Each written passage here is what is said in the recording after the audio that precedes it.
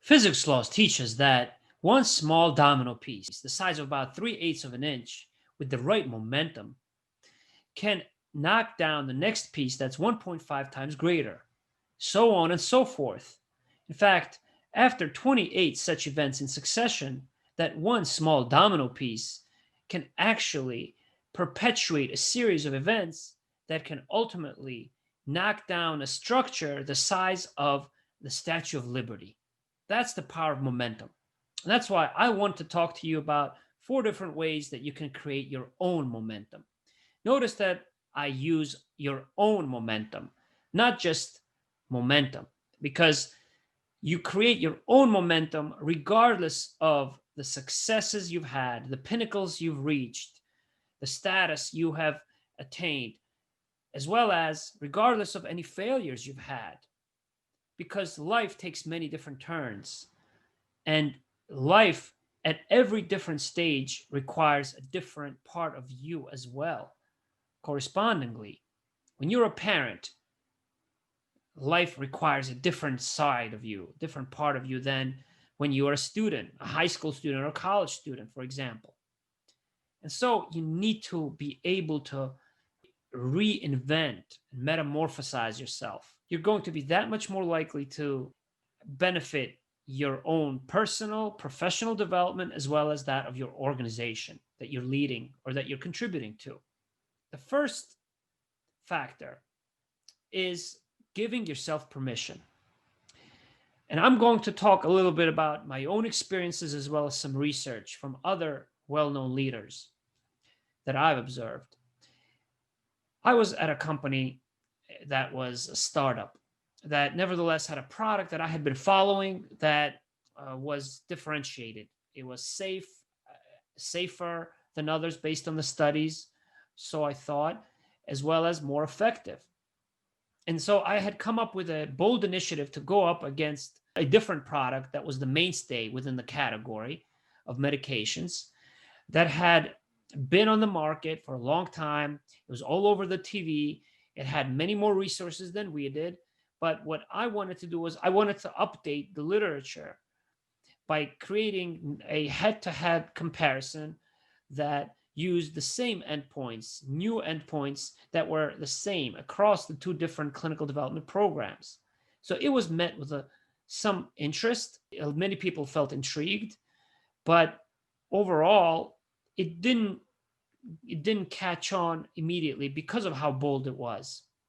But over about 1 or 2 years, the company was not doing very well for various reasons. And so I gave myself permission to revisit that topic and to persist, to be resilient, to look over some new studies that the competitor had published that would update this type of analysis, a head-to-head bold comparison. And I ultimately got this analysis to be approved with implications that were not limited to my own field or my own specialty, but across the entire organization. In fact, after years of the stock price going down, a company really struggling to come up with resources, this analysis that I co-authored with another specialist, a gastroenterologist that's globally renowned, ended up capturing a lot of press, a lot of attention at a large international meeting.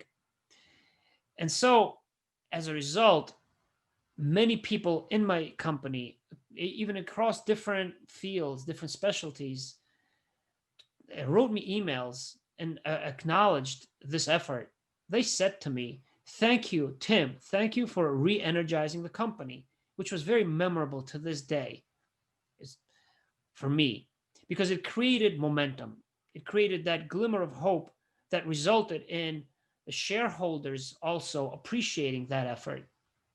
The stock price going up on the day of the presentation, and articles from many well-known media outlets that singled out that particular bold initiative and study that also updated the medical literature. So you have to give yourself permission at some point to be resilient and to create your own momentum. For me, that momentum was triggered by the study that had just been published by that competitor that I used to update my analysis and to present the same information again to the team, this time successfully. So the second factor of creating your own momentum is recovering fast. Even though this article and this analysis was a late-breaking abstract, it had a lot of attention, it improved the trajectory and the direction in which we were moving. The company ultimately went bankrupt for various different reasons, for how it was managed, for the strategy or lack thereof, for a direction that was not communicated transparently to a lot of the great employees and friends that I had in that company. And so, even though I was happy with the outcome of that episode, I wasn't sure personally about the direction of the management or those who are decision makers in the company, and how that direction related to the direction in which I was going in, or many of my colleagues. And so I needed to find a way to escape, find a way to recover my own personal energy over a Christmas and New Year's break in December. And what I decided to do was I decided to write a song, write lyrics to a song that was personal, inspired by someone else who had sang this song when I was a child, that had inspired me in a different language, in Italian. But I kept the character of that song, the patriotic character of the song, but I wrote it in a different language. And I got a team together of experts, of musicians from very different cultures. And I produced this track and recorded it in the studio. I led the production of this track because I changed the arrangement of it from being more of a pop song to a more of a reggae kind of beat to it. And my daughter ended up singing the vocals on this track. The intention here was not for me to become a singer and change my career, which many people didn't understand.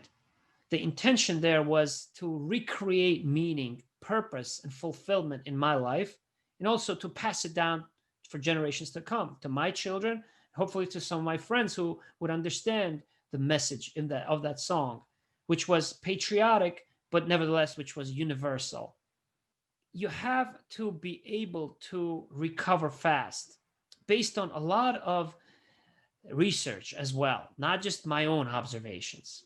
And there is a Harvard Business Review article that studied many top Olympic champions and also some of the best known executives across different industries in the search of identifying one particular trait that they shared in their success. And it wasn't the talent, it wasn't their skills, but according to this longitudinal research, they found that it was the recovery time. It was how quickly these champions, these leaders were able to recover. And that's why being able to endure adversity, such as what I faced, such as what you may be facing, challenges, is what differentiates you as a leader, is one of the biggest tests of some of the strongest leaders. The third factor in creating your own momentum is finding a support network.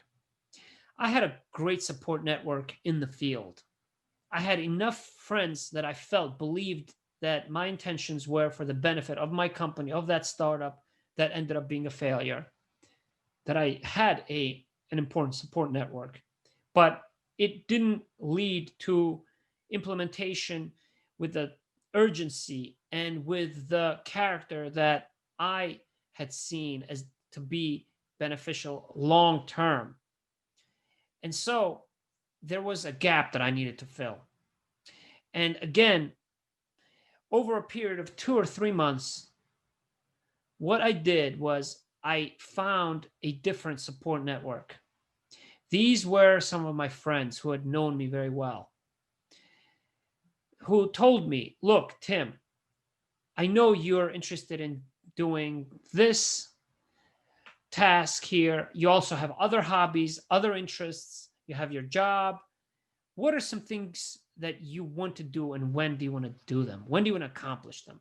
And I told them about some of my ideas, including that song, including some of my interests in cooking, for example, in experimenting in different ways, in media and creativity, in entrepreneurship.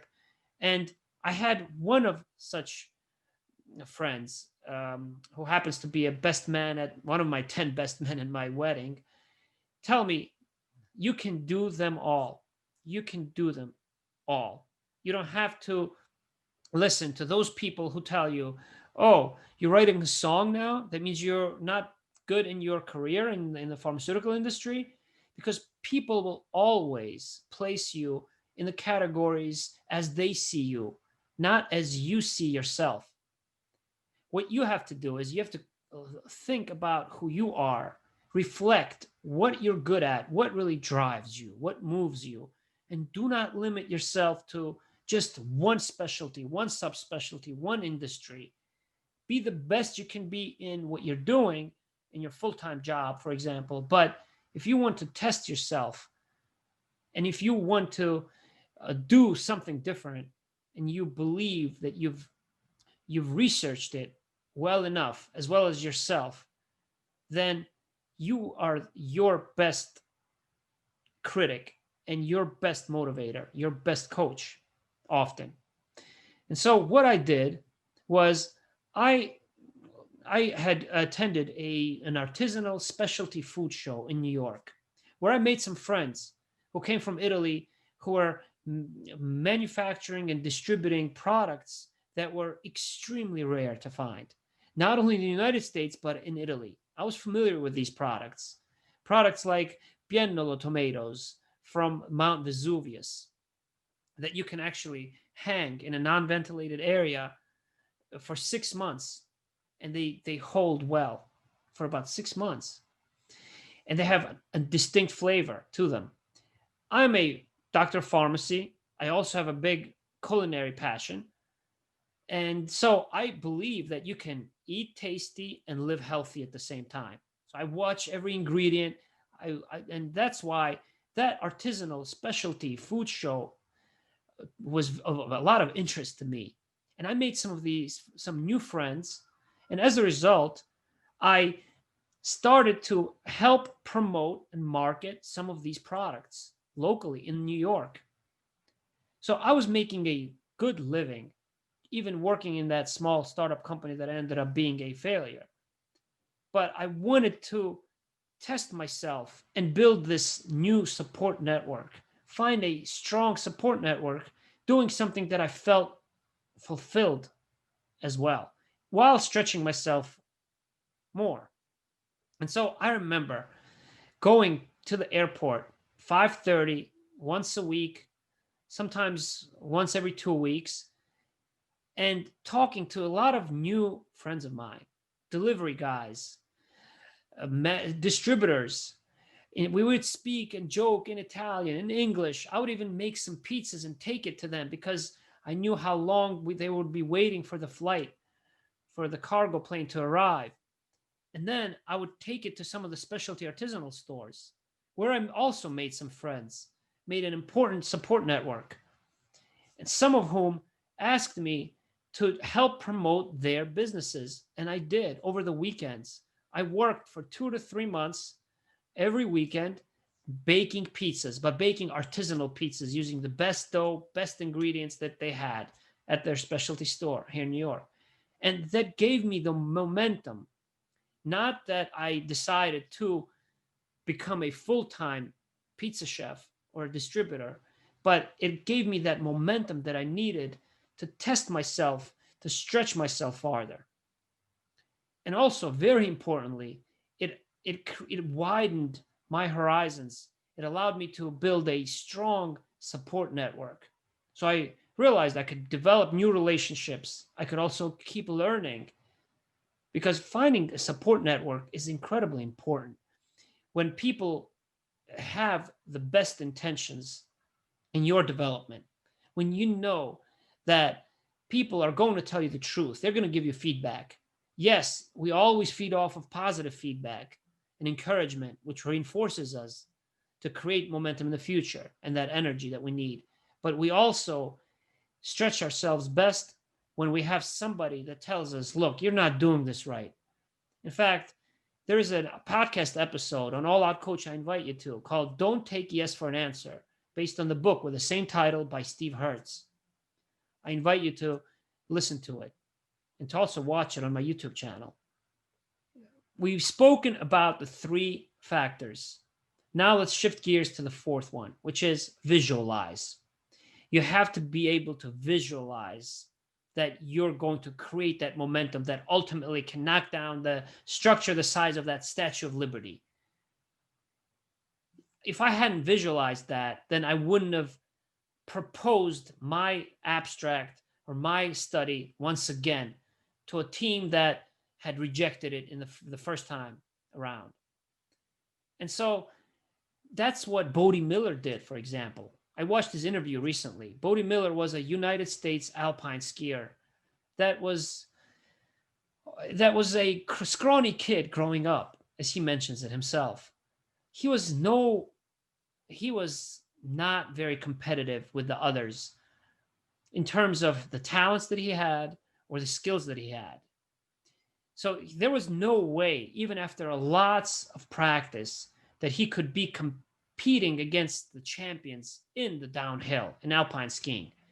Growing up, I didn't only watch mainstream sports such as soccer, basketball, football. I was always interested in sports like water polo as well that I followed, biathlon as well, swimming, diving, speed skating, you name it. And alpine skiing, I remember watching Bode Miller growing up, and I remember thinking to myself, he's never going to become a champion. He just crashes all the time on the course. Well, he explains in this podcast that he realized that if he were to compete against the top champions, then he would have to outdo them, not in their technique, not in the talent category, not in the skills or practice, but in the mindset. So he adapted a new mindset, and he told himself he was self-assured of winning the gold medal under the United States flag. He told himself that he was going to win the Olympics as a downhill skier, as an alpine skier. And so he was crashing because he had that mindset. He had more confidence, even though he was not as big physically as the others. He wasn't as talented, but he was refining his technique, and he was visualizing winning, which he ultimately did. Another example, a study of professional basketball players who wanted to improve their free throw shooting abilities. In this study, they were divided into 3 different groups. One that practiced, that ramped up their practice time and their preparation. The second one was one which was directed not to touch a basketball, but to practice any other way that they wanted. As long as they didn't touch the basketball, meaning they could run, they could do some weight training, whatever they felt was relevant, as helpful. And then there was a third group. And this third group was monitored and instructed not to practice, not to touch the ball, not to do any physical practice or exercise, but just limit their preparation to practicing in their mind. So practicing and visualizing making those free throws. And after a certain period of time, the 3 groups were then tested. They got up to the foul line, free throw line, and they made the shot, and they shot the basketball. Guess which of these 3 groups did the best? As you can probably follow the direction in which I'm heading, it was the third one. it was the third group that never touched the basketball, that never even practiced. They changed their mindset, their visualization, and they created enough energy and enough momentum based on their potential to make those shots and to ultimately knock down a structure that was previously thought to be impossible, such as a Statue of Liberty or that free throw shot. These are 4 different tips that are not mutually exclusive. In fact, they can occur in a cycle throughout life, throughout different episodes that you run into. Let me know what you think. Leave me some comments and have a great day. Follow, subscribe to All Out Coach.